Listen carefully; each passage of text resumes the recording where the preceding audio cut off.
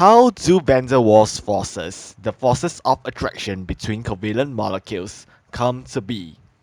The answer is dipoles, much like the north and south poles of magnets and the positive and negative poles of batteries. Di meaning two, poles.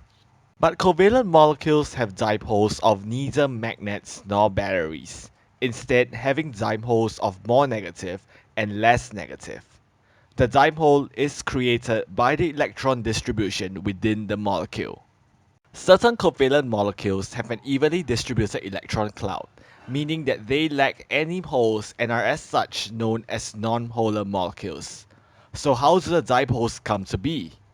As mentioned previously, electrons do not have fixed trajectories, which means that while the electron cloud is evenly distributed at a glance, what with the high speeds of electrons, for a split second, one region is more concentrated than the other, creating a dipole.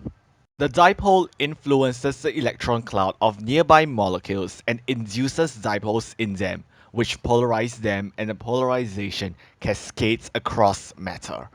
All this in an instance, as in the next instance, the electron cloud is once again evenly distributed and a dipole-dipole interaction cease, before returning and ceasing in a continuous cycle.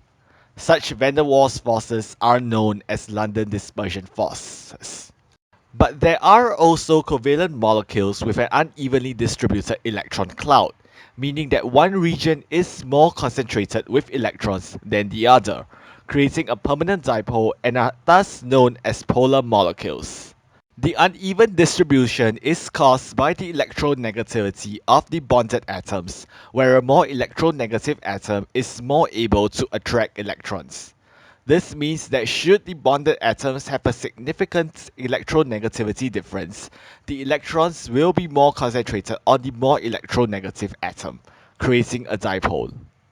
However, electronegativity differences between the bonded atoms do not guarantee that the molecule is a polar one.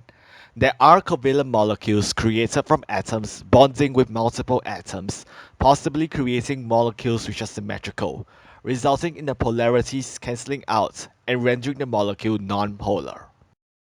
Van der Waals forces between polar molecules are known as Keesom Forces. Polar molecules are also able to induce dipoles of nonpolar molecules. Such van der Waals forces are known as Debye Forces. The permanence of dipoles in polar molecules makes Keesom forces stronger than London dispersion forces. This gives polar molecules higher melting and boiling points than nonpolar molecules.